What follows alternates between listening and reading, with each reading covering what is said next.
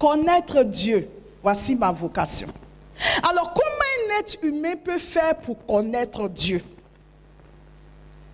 La première chose qui est l'ennemi numéro 1 dans la connaissance de Dieu, c'est le bruit. Est-ce que quelqu'un a entendu ce que j'ai dit? Le bruit. Le diable est subtil et très intelligent. Il a façonné un monde dans lequel on a peur du bruit. Les portables. Allô? Chérie, je m'ennuie, affairons-nous. On parle. Quand on ne parle pas, on est sur Facebook, on s'informe sur tous les derniers événements. On a fini Facebook, on est devant la télévision. On va regarder tous les films qui passent, novelas, on est assis du matin. On est devant la télé. Et quand on finit avec la télé, on met Radio Espoir. Et puis, grande campagne d'évangélisation. Toute notre journée, on n'était que dans du bruit. L'ennemi numéro 1 dans la connaissance de Dieu, c'est le bruit. Pourquoi? Nous le verrons tout à l'heure. Dieu habite des endroits reculés. Dieu ne se trouve pas à la surface d'une vie. Sinon, tout le monde allait rencontrer Dieu dans cette salle. Dieu se trouve dans les profondeurs. Et pour aller à la rencontre de Dieu, nous avons besoin de faire silence. Et vous allez voir que beaucoup de gens ont peur du silence. Ils ne supportent pas le silence. Ils ont peur de leur propre ombre. Mais ça, c'est le signe qu'à l'intérieur de moi, il y a un déséquilibre et une désorganisation. Je ne suis pas à l'aise quand je suis seule. À la limite, c'est comme si j'ai peur. Je cherche à combler ça par des choses. C'est parce que je fuis mon être intérieur. Je fuis mon intériorité. Je fuis le chemin qui mène à Dieu. Donc, ça veut dire qu'en moi, il y a un problème.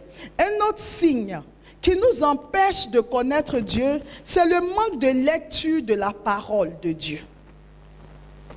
Des gens prient. Il dit, Dieu m'a parlé.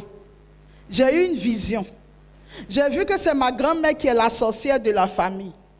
Demandez-leur toujours, est-ce qu'ils lisent la parole de Dieu de façon presque quotidienne? Dieu aujourd'hui est esprit.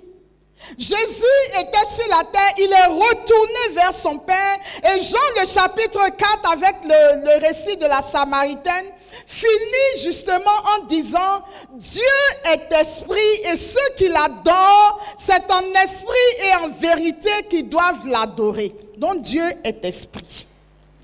À partir de quel moment nous avons les moyens pour le connaître si ce n'est au travers de sa parole? C'est dans sa parole que Dieu se révèle à nous, que Dieu se dévoile à nous. Un chrétien qui veut grandir dans la vie spirituelle et mystique, sa Bible doit devenir son livre de chevet. C'est dans la Bible qu'il va puiser la connaissance de Dieu. Donc, nous avons pour vocation d'aimer Dieu et de connaître Dieu. Je voudrais dire à quelqu'un ici ce matin, si tu es en train de chercher un mari ou que tu as un mari que tu veux garder au foyer ou une femme, si tu es en train de chercher une bénédiction, tu es en train de chercher une guérison, tu es en train de chercher des enfants, tu es en train de chercher la prospérité, etc. Si tout cela n'est pas ancré sur ta vocation, tu es en train de passer à côté de l'essentiel de ta vie. Car le mari s'en va et la femme s'en va. Soit par la mort, soit par la séparation. Les biens viennent et repartent. Les enfants viennent et partent. Tout ce que nous avons sur la terre est passager et éphémère, nous dit la parole de Dieu.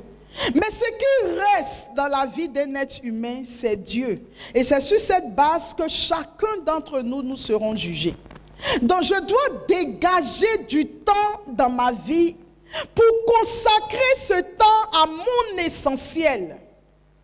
Je dois organiser ma vie de telle sorte qu'il y ait des espaces que je garde jalousement, que je ne négocie pas, sur lesquels je suis intransigeant, mais qui restent mes espaces de communion, de fidélité avec mon Dieu, parce que c'est là que je bâtis mon éternité.